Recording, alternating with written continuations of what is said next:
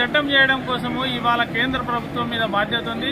కేంద్ర ప్రభుత్వము కావాల్సుకొని బీసీలకు అన్యాయం చేయడానికి ప్రయత్నిస్తున్నది. ఈ విషయాన్ని గమనించిన ఈ రాష్ట్రంలో తెలంగాణ రాష్ట్రంలో ఉండబడిన బీసీ సంఘాలందరూ ప్రత్యేకించి జాజుల శ్రీనివాస్ గౌడ్ అన్న నాయకత్వంలో ఇవాళ ఢిల్లీలో జంతర్ మంతర్లో ధర్నా చేయడం కోసం పోతున్న ఈ బీసీ నాయకులందరికీ కూడా మేము ఆల్ ఇండియా ఓబీసీ తరపు నుండి సంఘీభావం తెలియజేస్తున్నాము.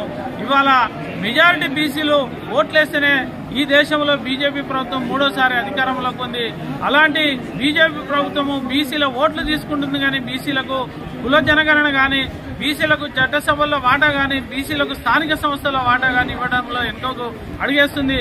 కాబట్టి యుద్ధం చేసైనా కూడా ఇవాళ తెలంగాణ కోసము ఢిల్లీలో జంతర్ మంతర్లో యుద్ధం చేసి తెలంగాణ రాష్ట్రాన్ని పార్లమెంట్లో బిల్లు పెట్టి సాధించుకున్నాం.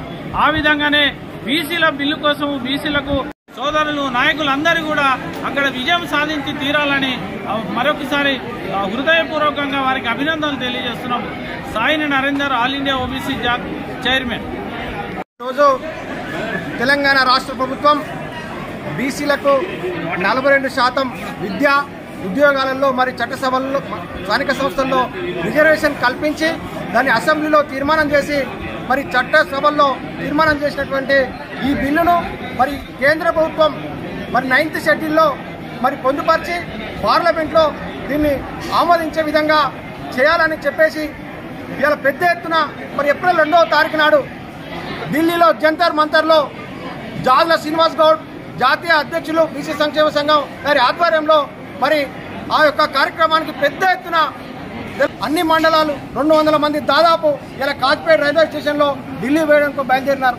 ఎందుకు మరి బీసీ మరి 9th షెడ్యూల్లో చేర్చాలంటే ఖచ్చితంగా చట్టం రాజ్యాంగం ప్రకారం ఒక తెలంగాణ రాష్ట్రం మరి బీసీల కోసం 42% రిజర్వేషన్ ఇస్తే ఆ రిజర్వేషన్ను మళ్ళీ చట్టం కావాలనుకుంటే కేంద్రంలో ఉన్నటువంటి 9th షెడ్యూల్లో చేర్చి దాన్ని ఆమోదించే వరకు కూడా ఆమోదిస్తే తప్ప ఈ యొక్క తెలంగాణలో మరి బీసీలకు 42% రిజర్వేషన్ రాదు. కాబట్టి ఈ కేంద్రంలో మరి పరిపాలిస్తున్నటువంటి బీజేపీ ప్రధానమంత్రి అయినటువంటి నరేంద్ర మోడీ గారు, అయ్యా మీరు బీసీలని ఇలా జబ్బలు తెచ్చుకుంటే చాలదు, బీసీల కోసం మరి రాష్ట్ర ప్రభుత్వం 42% రిజర్వేషన్ కల్పించింది. ఆ 40% రిజర్వేషన్ ను మీరు ఆమోదించి మరి వారికి పూర్తి స్థాయిలో రిజర్వేషన్ కల్పించే విధంగా ఈ భారతీయ జనతా పార్టీ మరి చేస్తే తెలంగాణలో మీ యొక్క పార్టీకి మనుగడ ఉంటుంది. ఒకవేళ మీరు పార్లమెంట్ లో వ్యతిరేక పార్టీగా బీజేపీని గ్రహించాల్సి వస్తుంది. కాబట్టి వెంటనే మరి ఈ రాష్ట్రంలో ఉన్నటువంటి బీజేపీ పార్టీ కానీ అన్ని రాజకీయ పార్టీలు కానీ ఈ యొక్క పార్లమెంట్ జరుగుతున్న సెషన్లో ప్రతి ఒక్కరు కూడా ఈ 42% పార్లమెంట్ లో మద్దతు తెలిపి ఈ యొక్క 9th షెడ్యూల్ ఆమోదించవలసిందిగా బీసీ సంఘాల నేతగా మరి బీసీ విద్యార్థుల వేదికగా మరి మేము ఈ కేంద్ర ప్రభుత్వాన్ని విజ్ఞప్తి చేస్తున్నాం. జై బీసీ. నా పేరు చిరరాజ్ గౌడ్, మరి బీసీ విద్యార్థుల వేదిక అధ్యక్షుడు.